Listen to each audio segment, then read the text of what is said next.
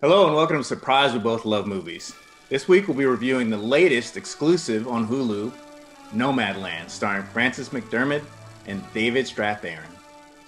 McDormand plays the protagonist of the movie, who we realize has just been ousted from her home, along with many other people in a small town during the Great Recession around 2011. Her husband has recently passed away, and she has to make a decision on what choices and what's going to happen in her life next. She decides to take vestige in a travel van and decides that that's going to be her way of life until she figures out where she wants to go next in life. At first, she makes the adjustment, she moves into the van, and she realizes it's not as easy as she thought it would be. And she has a lot of judgment from people who are kind of asking her what's going on. She leads a very nomadic life in the sense that she now has to find new employment, a way to take care of herself financially. And actually, she starts out working at Amazon and various odd jobs throughout the movie. You get to see a very interesting portrait of modern American life for people that choose this kind of van lifestyle. And it kind of opens you up to realize that sometimes the choices we make in life, or the hand that life deals you, is difficult, but you can make the best of it. But also that sometimes trying events and trying times in your life can really cause you to make some decisions that are best for you in the moment, but maybe everyone else doesn't agree with. What do you think of the movie, Aaron? I found the movie to be somewhat fascinating. I didn't know about it until we talked about reviewing it, in this video and on the podcast.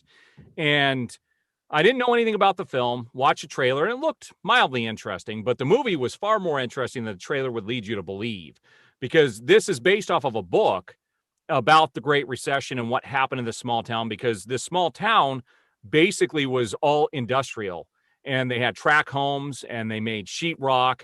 And when the Great Recession hit and nobody was building homes and everything went, the whole business went bankrupt, the whole town went bankrupt, everybody lost their homes. Everybody did. So she has to go off. And part of this movie takes place in Arizona. When she first becomes homeless, she realizes she can't stay where she's at. She's got to go find a community. And she ends up in Quartzsite, Arizona.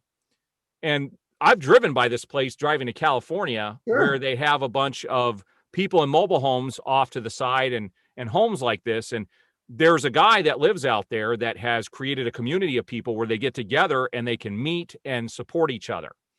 And they all come and go. I think he stays there, I think, most of the time, but Mhm. everybody else comes and goes. And you find out they have these pockets all throughout the United States. And they do go, depending upon the time of year, the weather, they go from different places, from here to there, and they do find those odd jobs.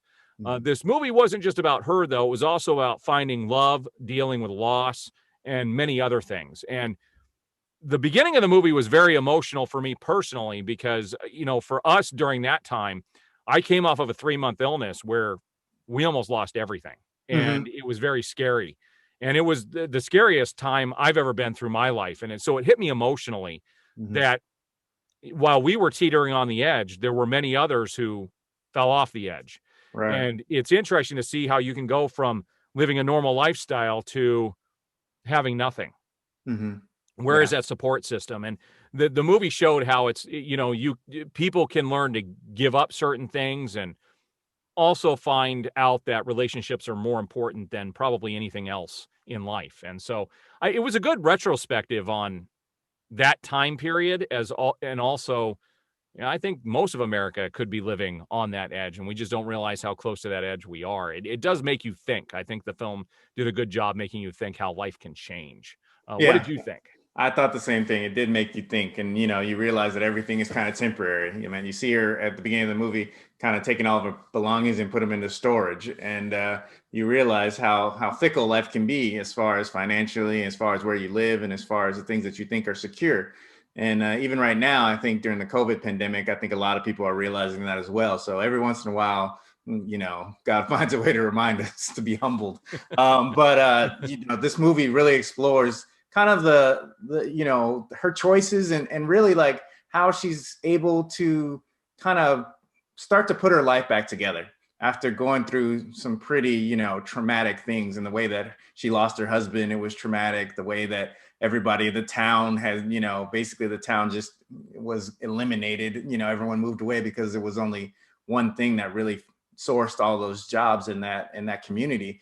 And so she had to go find something new. And it's kind of about the self-discovery and journey of who you really are when, times get tough. And her character is a very gritty, very tough person, but at the same time, you can see she's going through a lot emotionally and still trying to, pick herself back up and figure out who she is now that she doesn't have her husband anymore. Now she doesn't have her house. And it's kind of a time of self-discovery for her character. But the interesting thing to me in this movie was, a lot of the actors, I don't know how many of them were actors right. The credits, and they all had their original names. Even Frances McDormand's character was like Fran or something. Everybody used their real first name. So it felt like a lot of them were just, maybe people that were in that world. You could tell. Got the feeling that they weren't professional actors. There were a couple, but most of them were, I think, just people that were really living that lifestyle who maybe had a little bit of talent and decided that, the director decided, what, I want authenticity more than anything.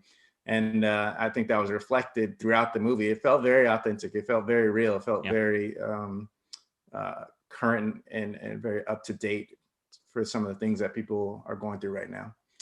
Overall, what did you think of the movie? What was your score? What did you like most about it? So I think the acting was what I liked the most. I liked her character. I liked David Strathairn. It was interesting to see.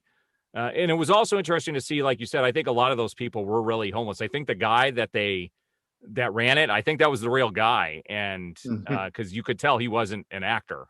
And so you can sense that stuff. I remember there was another movie not that long ago. I can't remember the name of it, that had to do with, it was like a Navy SEAL type film where they used real Navy SEALs and they took 5 like real events that happened in real life and put it into a movie. I forget the name of it. Yeah, I remember that too. I got the sense of that same thing, that those guys weren't actors, and you could tell. So, very authentic. For a movie, I'd probably give it about a 7, because it's not something that I'm going to sit down and choose to watch again a lot. It didn't. We're going to have a special talking about movies versus films, and it didn't have all the qualities of that a movie would have. It's not something that, rises your energy level or visceral in any way. So I'd give it a 7 as a movie. As a film, I'd probably give it an 8, because I think there's a lot to be gained on. It had that quality to it. I think it's going to make you think, for sure. And I think you can get more on multiple viewings as well. So what was your score on this? Well, for me, it was a very slow-paced movie. You have to understand that I think it kind of embodied that lifestyle in the sense that, there's not a million things happening. It's very deliberate. It's very, methodical. And so that's represented on the screen as well. I thought the most interesting part of it was the trials and tribulations that she was going through personally and how it accompanied this change in lifestyle. So as a movie, I had to give it a 6, for a lot of the same reasons that you said. It wasn't very exciting. It wasn't very, it wasn't goal oriented. It was it wasn't really a movie.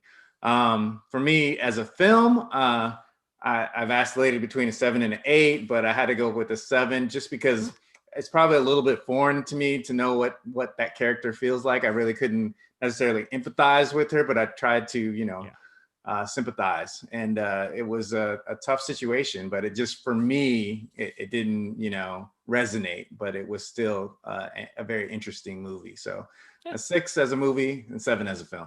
So we're only off by 1 on that one. That's interesting. So not bad. That's all we have for you guys for this week.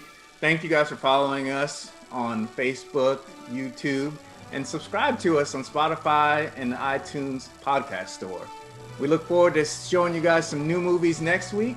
But for now, I'm Lamont Lovejoy. I'm Aaron Fisher. And we'll see you guys next week.